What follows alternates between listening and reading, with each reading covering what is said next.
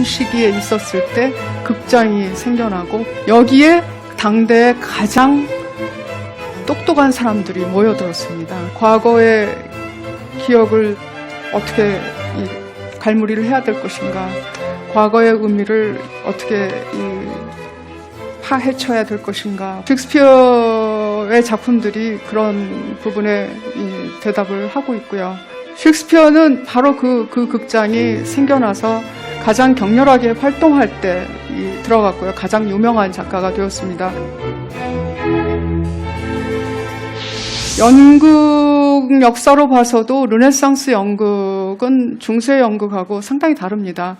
중세 연극은 성경극이었어요. 그러니까 교회 속에서 성경의 내용을 가지고 이를테면 예수가 말구 위에 놓여 있는데 목자들이 와서 이 경배를 한다. 이런 거 가지고 이제 이 연극을 만들었는데 르네상스에 와서는 그게 완전히 관심이 어디로 가느냐 하면 세속적인 것에 갑니다. 사람들이 어떻게 살고 있는가, 사람들의 사회적인 고통이 어떠한가, 사람들의 삶은 아주 현미경적으로 들여다보는 이 전대미문의 이 연극이 이제 나오기 시작합니다. 그러니까 이게 어떻게 이렇게 되었는지는 거의 정말 어떻게 보면 기적 같은 일입니다. 그러니까 뚜렷하게 이것의 전신을 찾아보기가 참 힘들어요. 그러니까 중세극에서 어떤 부분에 이제 이 성경극에서도 어떤 부분은 이를테면 목동들이 모여서 얘기하는 그런 부분들이 이제 나오긴 하는데, 이것처럼 시민들의 생활 속에서 시민들의 삶을 가지고 얘기하는 연극은 없었어요. 그러니까 굉장히 다른 종류의 연극이 생겨났고, 그 다른 종류의 연극이 아까 제가 말씀드렸던 인간 세계에 대한, 인간이 만들어낼 수 있는 역사에 대한 관심 없이는 생겨날 수 없었던 그런 사건이었고요. 그리고 하루하루가 위기가 아니었다면 그 위기를 파헤쳐 보려고 하는 생각이 없었을 거니까 역시 또 생겨나지 않았을 것입니다. 그래서 그 시대와 위기가 만들어낸 그런 제도라고 할 수 있죠. 그 중에 셰익스피어가 많이 일했던 장소가 더 글로브라는 글로브 극장이에요. 글로브라는 말이 보여주듯이 이게 세상이라는 뜻이죠. 그래서 세상의 중심이라는 뜻입니다. 이게 굉장히 야심찬 생각이죠. 그러니까 연극을 하는 장소가 나는 세상의 중심이다라고 얘기를 할 수가 있으니까요. 그러니까 내가 세상을 비추는, 세상에 벌어지는 모든 일을 논의하는 그런 곳이다라는 이제 얘기죠. 극장 내부는 이렇게 생겼습니다. 그러니까 이렇게 앞으로 푹 튀어나온 걸 이제 에이프론이라고 불러요. 그러니까 앞치마 같이 생긴 거죠. 그래서 앞치마 같은 무대고요. 그 앞에 이렇게 동그랗게 있는 게 이제 피트라고 부르는 건데요. 그게 이렇게 빈 터입니다. 그 빈 터에 사람들이 이렇게 둘러서서 이제 쳐다봤고요. 그 무대 위가 이렇게 좀 올려다봐야 돼요. 그래서 올려다보는 그곳에서 이제 사람들이 연기를 하는데, 이때는 지금처럼 무슨 이런 조명이 있었던 것도 아니에요. 조명이 있는 것도 아니고 저 하늘이 이렇게 구멍이 뚫려져 있어서 이 하늘 햇빛이 내려다 보이고 그게 유일한 조명이었습니다. 그리고 이제 횃불 갖고 이제 조명을 좀 했고요. 그래서 불도 좀 나기도 했고, 그런 종류의 이제 아주 다른 종류의 이 연극이죠. 그러니까 음향 효과도 없었고 뭐도 없었고, 그래서 사람들이 말로 하는 게 이제 가장 중요한 때였고, 셰익스피어의 작품은 운율이 있는 시로 이루어져 있습니다. 그러니까 시를 어떻게 전달하느냐가 가장 중요한 이제 부분이죠. 이 사람들이 이제 제가 아까 말했던 대로 역병이 많이 이제 돌았으니까, 역병이 일어날 때마다 사람들이 많이 모이는 곳은 닫았습니다. 그래서 닫아서 이 사람들 극단이 이제 어떻게 살아야 되니까 시골로 많이 돌아다녔어요. 시골로 많이 돌아다녔 바로 그게 해외 공연도 했습니다. 그래서 시골로 돌아다니면서 뭘 만들어냈느냐 하면 런던이라는 도시에서 돌아다니던 얘기들을 시골로 옮겨주는 역할을 했죠. 그래서 영국이라는 국가 전체가 하나의 언론 매체에 의해서 영향을 받을 수 있는 그런 세계로 만들어 놓는 일을 했습니다. 그리고 그 사람들이 했던 얘기들이 뭐냐 하면 그 과거와 어떻게 관계를 맺을 것인가, 우리 지나간 그 격렬한 과거를 어떻게 우리들이 자리매김할 것인가라는 생각을 굉장히 많이 했습니다. 인간 세계에서 벌어지는 일로 눈이 가기 시작하면 사람들이 어떤 쪽으로 이제 많이 관심을 쏟기 시작하냐면 국가가 어떻게 돌아가는가, 국가가 개인의 삶에 어떤 영향을 미치는가라는 쪽으로 굉장히 많이 생각하게 돼요. 그래서 이 당시에 굉장히 많이 쓰여졌던 얘기들이 그 국가에 관한 극들이 많이 쓰여졌고요. 국가 얘기를 하기 시작하면 사실은 만족스러운 얘기가 별로 안 나옵니다. 그러니까 국가가 어떻게 정의 구현에 실패하는가라는 그런 생각도 굉장히 많이 하게 되고요. 그래서 이 시대의 대표적인 장르 중에 하나가 복수극이 됩니다. 그래서 그 복수극은 신도 법도 정의를 구현할 수 없을 때 어떤 힘으로 정의를 구현할 것인가, 어떤 게 정의인가라는 그런 질문을 굉장히 많이 하는데요. 그런 복수극 중에 하나가 다음 시간에 저희들이 이제 같이 볼 햄릿입니다. 글로브 시어터는 최근에 2000년에 복원이 되었습니다. 그래서 여러분이 런던에 가면 아마 관광 코스로 이제 있을 텐데요. 이게 그 복원된 글로브 시어터입니다. 상당히 정교하게 복원했다고 해요. 그리고 저도 저기 바로 저 서 있는 사람들 사이에 서서 그 연극을 본 적이 있습니다. 저기 서 있으면 상당히 재밌어요. 어떤 의미에서 재밌냐 하면 연극의 현장에 있지 않으면 절대로 느낄 수 없는 그런 그 에너지를 이렇게 받게 되죠.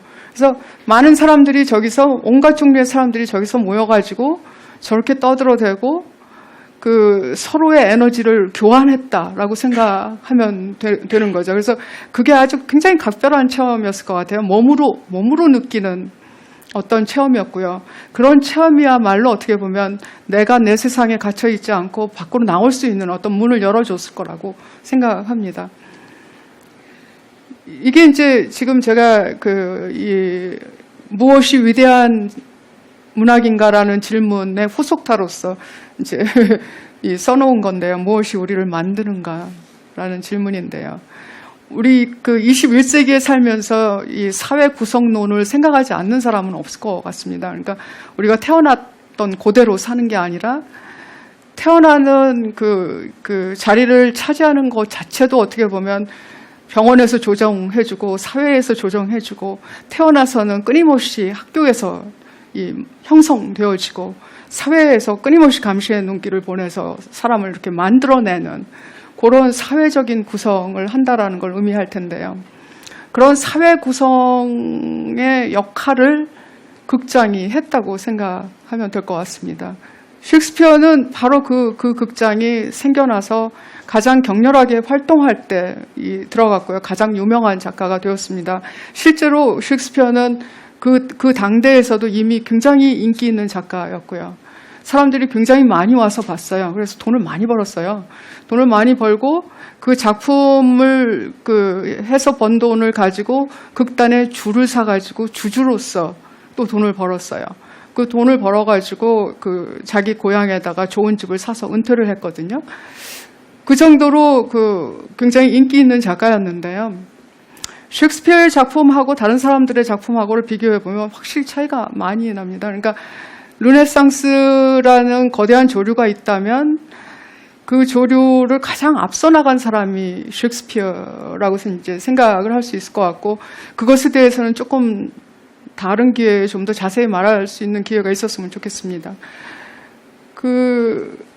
결국은 지금 제가 했던 얘기들 전체가 무슨 얘기로 모아질 수 있느냐 하면, 과거의 기억을 어떻게 갈무리를 해야 될 것인가, 과거의 의미를 어떻게 파헤쳐야 될 것인가, 과거의 관계는 어떻게 맺어야 될 것인가라는 질문을 우리들이 격렬한 시대를 살면서, 위기의 순간을 겪으면서 묻을 수밖에 없다면, 셰익스피어의 작품들이 그런 부분에 대답을 하고 있고요. 우리가 다음 시간에 할 햄릿이라는 작품은 아주 그 부분에 집중해서 얘기를 이제 하고 있습니다. 제가 오늘 그 위기의 순간과 이 위기의 시대라는 얘기를 이제 많이 했는데요.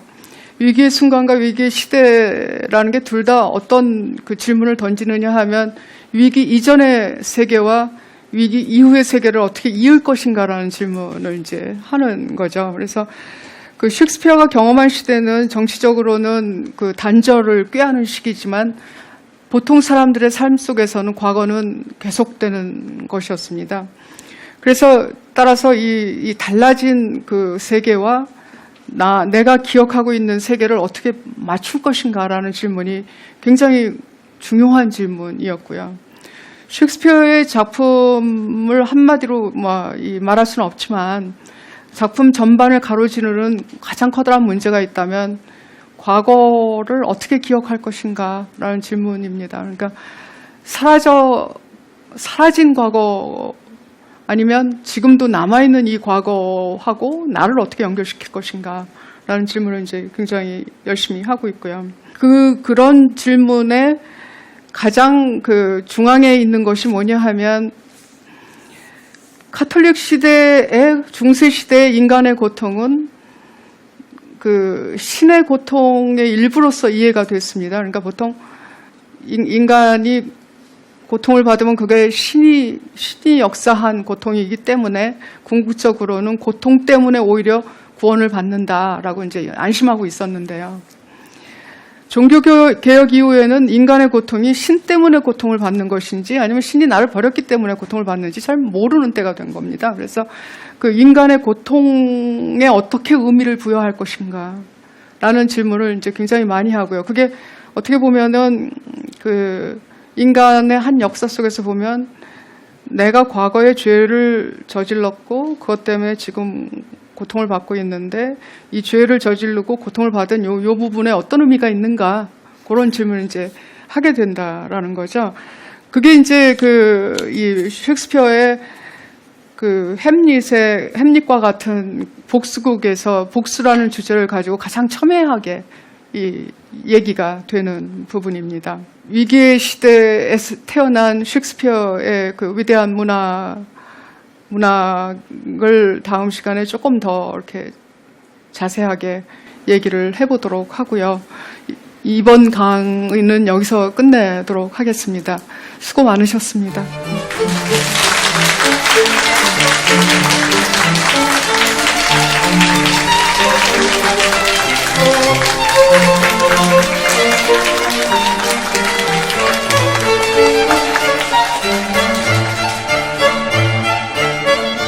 개인적인 천지개벽의 순간을 그냥 넘겨버리지 않고 그거를 끝까지 천착하는 것. 햄릿의 그 성향이고 햄릿의 매력이고 햄릿이 흥미로운 이유라고 저는 생각합니다.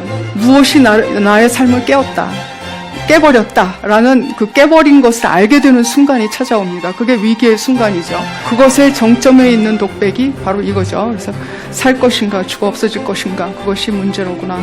죽음은 더 어둡고 죽음의 후에 무엇이 올지는 더 모르는 그런 시대가 이제 됐습니다. 햄릿은 어떻게 보면 고통의 영웅이라고 할 만한데요. 그런 고통의 영웅에 우리들이 어떤 가치를 부여할 것인가.